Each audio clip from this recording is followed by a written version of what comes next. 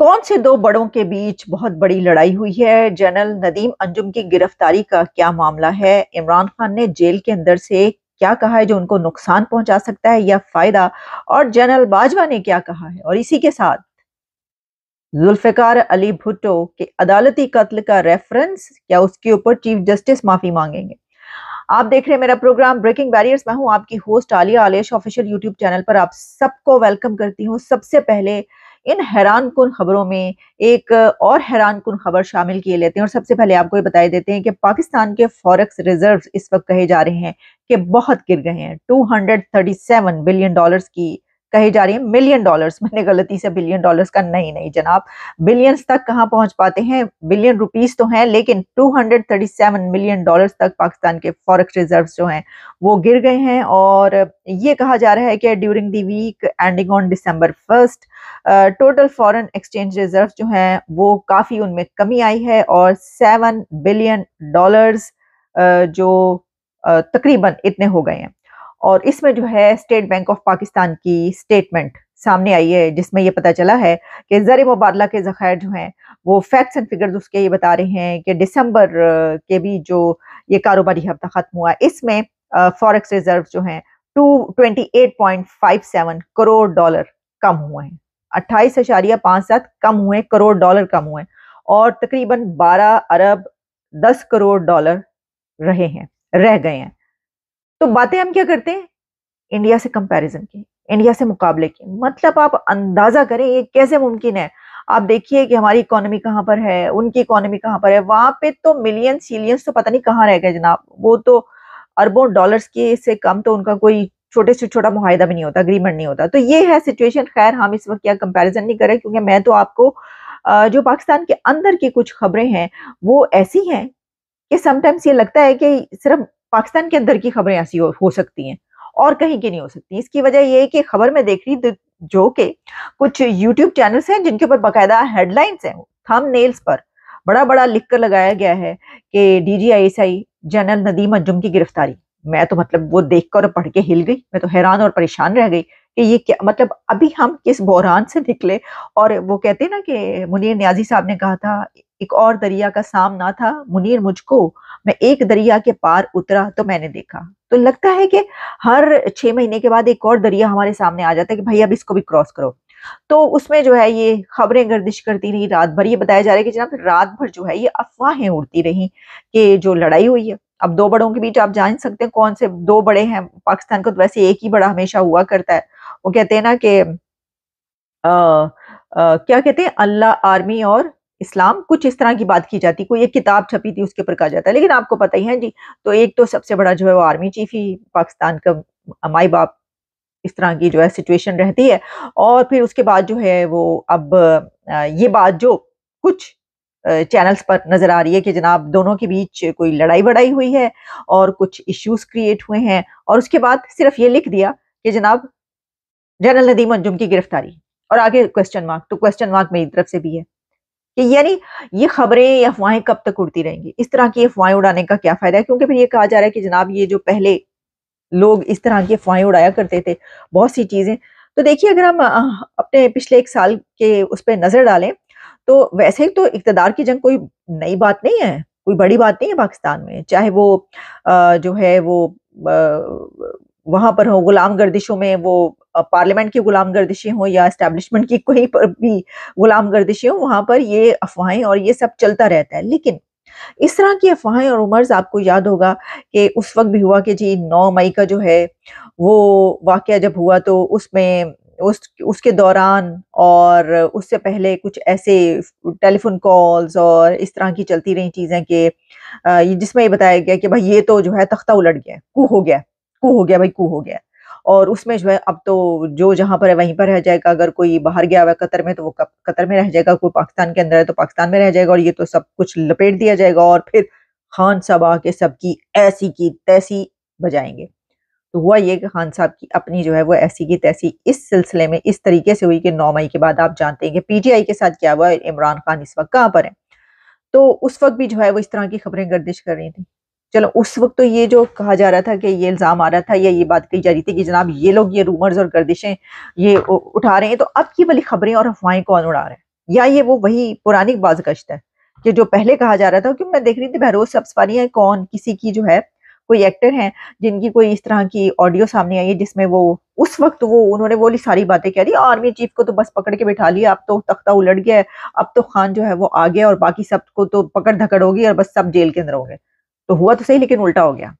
वो जिन्होंने होना था उन्होंने पकड़ के जिन्होंने करना था उनको अंदर डाल दिया।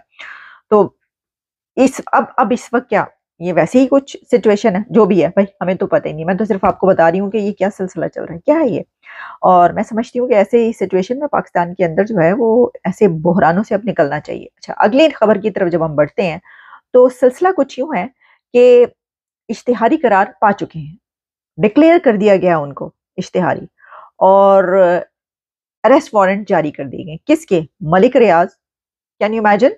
डॉन को पकड़ना मुश्किल ही नहीं, नामुमकिन भी है। जिनके बारे में ये बात कही जाती है, वो वाले मलिक रियाज़ के अरेस्ट वारंट जारी हो गए हैं, उनको इश्तिहारी करार दे दिया और उसी के साथ इमरान खान के बहुत करीबी साथी जुल्फ़ी बुखारी को भी अरेस्ट वारंट जारी हो गए हैं, उनको भी इश्तिहारी करार दे दिया गया। पैन फड़ के लिया हुआ इन्होंने फटाफट पेश किया जाए, जहाँ पर भी है दुनिया में उनको पकड़ के लाया जाए। एक तो खबर ये है, देखते हैं ऐसा होता है या नहीं होता, जो भी होगा आपके सामने रखेंगे। और फिर इसी के साथ जो है वो खबर ये कि जो हमारे एक वज़ीर-ए-आज़म हुआ करते थे ज़ुल्फ़िकार अली भुट्टो, बड़े पॉपुलर लीडर कहा जाता है उनको कि पाकिस्तान की तारीख़ का सबसे ज़्यादा पॉपुलर लीडर है। पता नहीं इमरान खान के आने के बाद वो सबसे ज़्यादा पॉपुलर कौन, दोनों में मुकाबला किसका, लेकिन उनका ज़ुल्फ़िकार अली भुट्टो का अदालती कत्ल हुआ था, ये बात कही जाती है। अच्छा, उसमें मतलब कही क्या जाती है कि जो जिस तरीके से उनका केस चला, ट्रायल चला अदालतों में, तो उसके बाद किताबें भी लिखी गईं जिसमें जस्टिस नसीम हसन शाह की भी मेरा ख़्याल है किताब, इसके अलावा भी और किताबें हैं जिसमें जो जजेज़ हैं उन्होंने ये बातें लिखी कि उनके ऊपर दबाव था, प्रेशर में आकर उन्होंने ये वाला फ़ैसला किया और फिर भुट्टो को फांसी लगाई गई। जिस उससे पहले ही जो हो रहा था होगा, उससे पहले ही वो कत्ल कहा जाता है कि अदालती कत्ल है वो जो कुछ होता रहा। तो अब हमारे जो चीफ जस्टिस ऑफ पाकिस्तान हैं, वो उन्होंने अब वो माफ़ी माँगेंगे इस कत्ल पर, ये बात कही जा रही है। यानी वो कैसे? क्योंकि भुट्टो के कत्ल का रेफ़रेंस लाया जा रहा है अदालत में और अब उस रेफ़रेंस पर बात होगी अदालत में और वहाँ पर जो है ये फ़ैसला किया जाएगा कि ये अदालती कत्ल था, भुट्टो को फांसी दी गई। जनरल ज़िया के दौर में जो-जो कुछ हुआ, किस तरीके से भुट्टो को मारा गया और जो खुद भी भुट्टो की किताब है कि इफ आई एम असैसिनेटेड, तो फिर वो उसके अंदर भी उन्होंने बहुत सारी बातें ऐसी लिखी हैं, अगर मुझे कत्ल किया गया। तो इसके ऊपर माफ़ी माँगी जाएगी अदालत में। ये एक बहुत बड़ा काम होगा कि एक साबिक फॉर्मर प्राइम मिनिस्टर जिसको कहा जाता है कि उनका जुडिशियल मर्डर है, उनका अदालती कत्ल है और उसके बाद उनको फांसी चढ़ा दिया गया, उसके ऊपर अदालत माफ़ी माँगेगी या जजेस माफ़ी माँगेंगे या जो स्टेट है वो माफ़ी माँगेगी। कौन माफ़ी माँगेगा?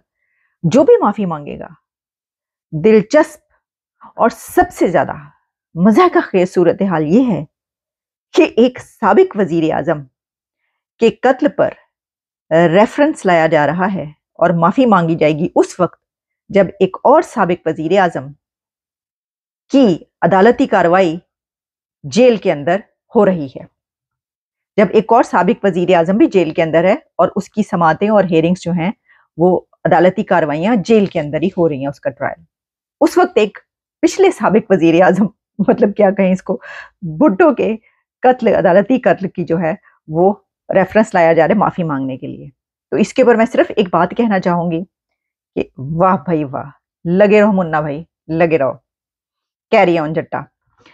आगे बढ़ते हैं और अगली खबर जो है वो ज़रा हम बात करते हैं। ज़रा खान साहब जो हैं वो क्या चाहते हैं कि वो मतलब अपने पाँव पर कुल्हाड़ी मारने के क्या बहुत शरई हैं वो, क्या मसला है? अब देखिए जब वो जेल के अंदर थे तो ये बात कही जा रही थी कि आहिस्ता-आहिस्ता उन्होंने अपने बैरिस्टर गौहर को बना दिया, उनके हालात व वाक़यात ठीक होते जाएँगे क्योंकि वो ज़ाहिर है कि थोड़ा-सा ज़रा वो अब स्लो डाउन हो जाएँ।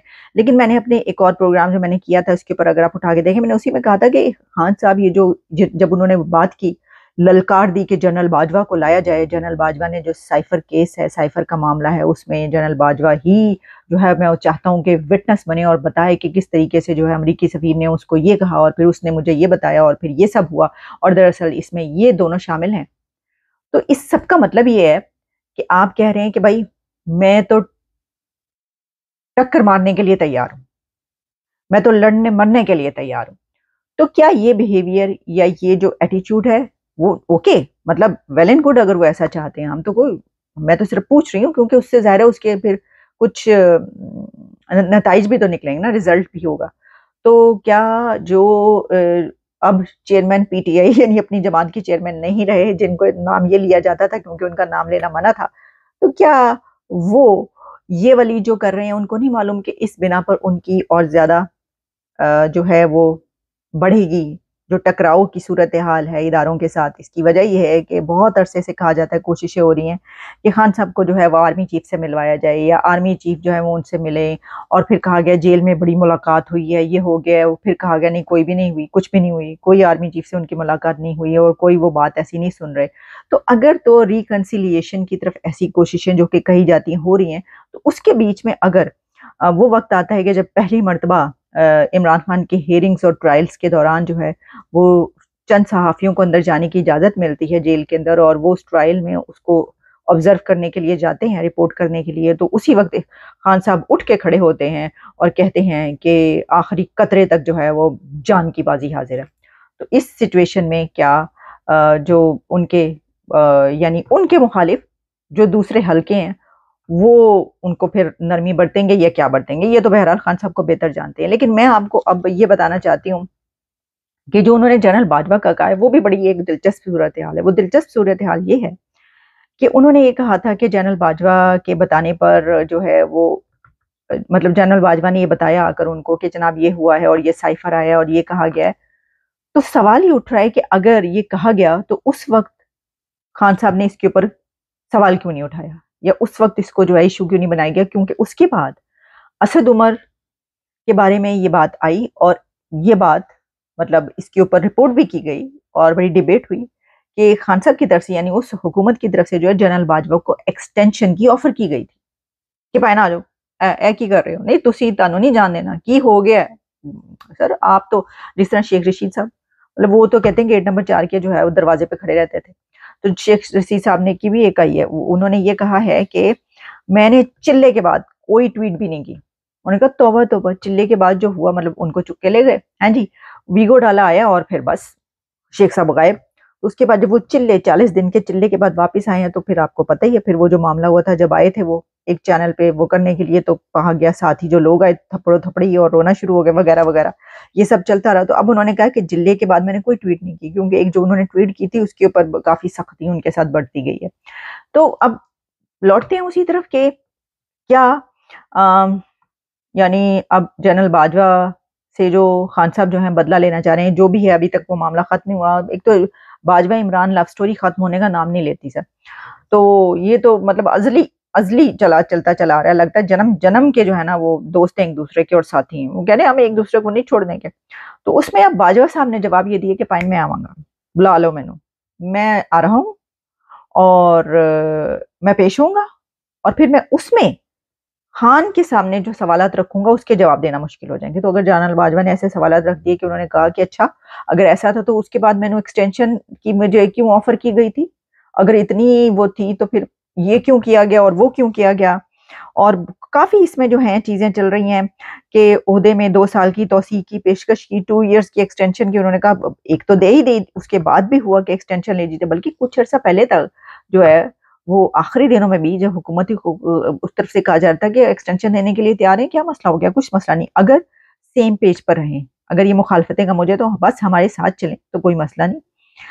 तो फिर ये सवाल ऐसे भी उठेंगे, बहरहाल वो तो जब सवालात उठेंगे हम तभी देखेंगे। लेकिन इसमें अब एक और खबर ये आई है कि जो ऑडियो आई थी बुशरा बीबी की, उसमें जनाब उसकी एक एक्सटेंशन भी है, यानी एक और ऑडियो भी है। लेकिन बुशरा बीबी ने ये किया, खान साहब की जो अहलियां हैं उन्होंने इसके ऊपर जो है वो केस कर दिया। उन्होंने कहा है कि ये गैर अखलाकी गलत काम है, तो इसके ऊपर जो है वो किया जाए। अब मतलब ये रोकने के लिए कि अगली जो वीडियो या ऑडियो कोई ना आए, तो क्या अगली कोई ऐसी ऑडियो है, तो कहा जा रहा है कि जो अगली ऑडियो है, भाई मुझे नहीं पता, जावेद चौधरी साहब ने जो भाई शुड्डी छोड़ी है उनका जी अगली ऑडियो आ रही है ना, उसमें तो बुशरा बीबी ने जो बातें की हैं लतीफ खोसा साहब से, वो जो लॉयर हैं एडवोकेट, उन खान साहब को तो दिल टूट जाना है। ये क्या बात कर दी मेरी बेगम ने, मतलब क्या कहा होगा उन्होंने, मतलब होता ही है। अब बेगम अपना जो दिल का दुखड़ा है किससे रोए, है खान साहब जेल में है, वो क्या क्या कुछ निकल रहा है, कैसी कैसी ऑडियोज वीडियो सब कुछ निकला है। और मतलब उनके बुशरा बीबी भी खातून है, उनका भी दिल है, उन सोचा होगा मैं किससे अपना गम फरोलूं, तो हो सकता है उन्होंने लतीफ कोसा साहब से कुछ ऐसी बातें कह दी हूँ कि पाए देख लो खान साहब दे काम वेख लो, देख लें ये मेरी हिम्मत है कि मैं इस बंदे के साथ गुजारा कर रही हूँ। तो ऐसी अगर कोई बातें कह दी है तो कोई मसला नहीं है, क्योंकि इमरान खान ने पहले ही कह कहे लगाए हैं जेल में। कहा ही जा रहा है कि इमरान खान कह कहे लगा लगा के लोटपोट होता रहा है जेल के अंदर।